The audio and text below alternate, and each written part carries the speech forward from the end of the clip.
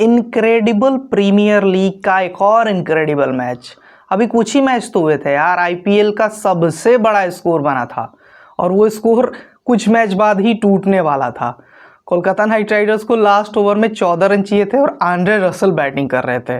उम्मीद थी कि वो टूट जाएगा, लेकिन ऐसा नहीं हुआ। ईशांत शर्मा ने वो रिकॉर्ड टूटने से तो बचा लिया, लेकिन आईपीएल का सेकंड हाईएस्ट टोटल बन गया। ये आईपीएल नंबर 17 है और सारे रिकॉर्ड्स को खतरा है। जिस तरह से छक्के लग रहे हैं, जिस तरह से चौके लग रहे हैं, बाउंड्रीज आ रही हैं, प्लेयर्स रन बना रहे हैं, मुझे नहीं लग रहा कि कोई भी रिकॉर्ड और कोई भी टोटल अब इस आईपीएल में सेफ है। और ख़ास तौर से बॉलर्स की जो पिटाई हो रही है, उससे सबसे ज़्यादा डिस्ट्रक्शन बॉलर्स का ही है। जिस तरह से प्लेयर्स छक्के लगा रहे हैं, लंबे लंबे छक्के लगा रहे हैं, बाउंड्री का डायमेंशन छोटा है, रन्स बहुत ज़्यादा बन रहे हैं।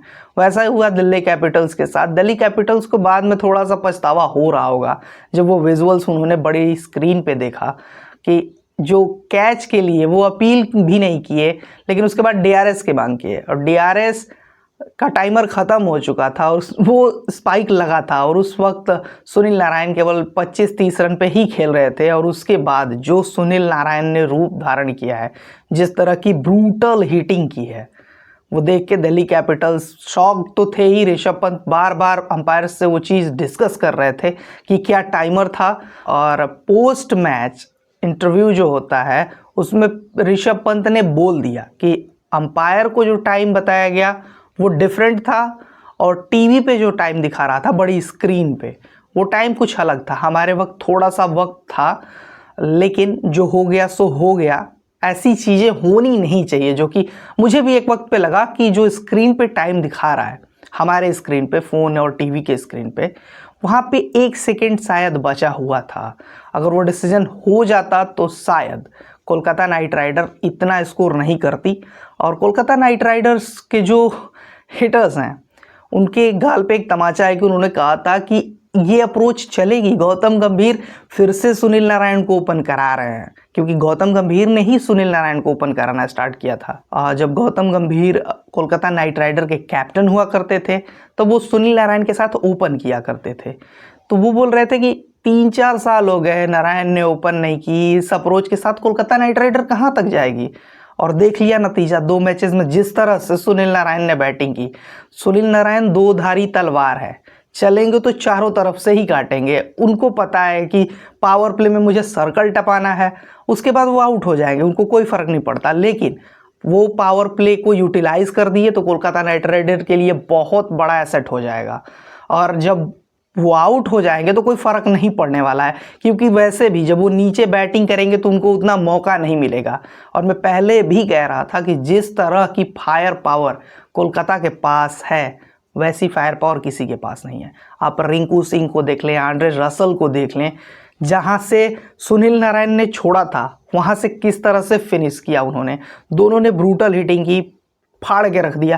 कहते हैं ना कि गेंद के धागे खोल दिए, वैसी ही हिटिंग देखने को मिली कोलकाता की तरफ से। दिल्ली कैपिटल्स की तरफ से जितना बड़ा स्कोर बना दिया था कोलकाता ने, मुझे पहले ही लग गया था कि दिल्ली कैपिटल्स चेज करने में सफल नहीं होगी, क्योंकि हर ओवर में आपको 13.5 के ऊपर का रन रेट चाहिए।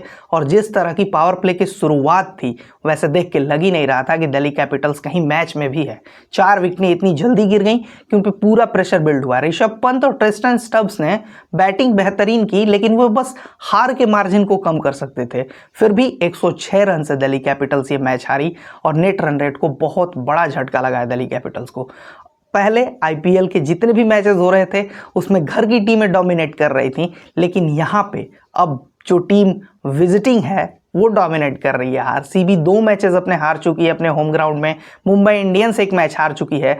और अब दिल्ली कैपिटल्स जिनका नया घर है वहाँ पे वाइजैग में वो मैच हार गई। तो सोचने की ज़रूरत है कि अब जो भी विजिटिंग टीम आएगी अब वो नई तैयारी के साथ आएगी। और दिल्ली कैपिटल्स की इस मैच की तैयारी मुझे बेहतर नहीं लगी, क्योंकि चेन्नई सुपर किंग के अगेंस्ट उनकी प्लानिंग दिख रही थी, साफ दिख रही थी कि वो जो प्लान करके आए हैं उसको एग्जीक्यूट कर रहे हैं। लेकिन इस मैच में वो एग्जीक्यूशन नहीं दिखा, क्योंकि सुनील नारायण के आप आर्क में बॉलिंग कर रहे थे। सुनील नारायण को बार बार मौका मिल रहा था चौके और छक्के लगाने का, और वो चूक नहीं रहे थे। और उनका बेहतरीन साथ निभाया रघुवंशी ने, वो भी बहुत शानदार मैच खेले। पहला ही मैच था। वैसे कहें तो टेक्निकली उनका दूसरा मैच था, लेकिन पहली बार बैटिंग करने के लिए आए थे और देख के लग नहीं रहा था।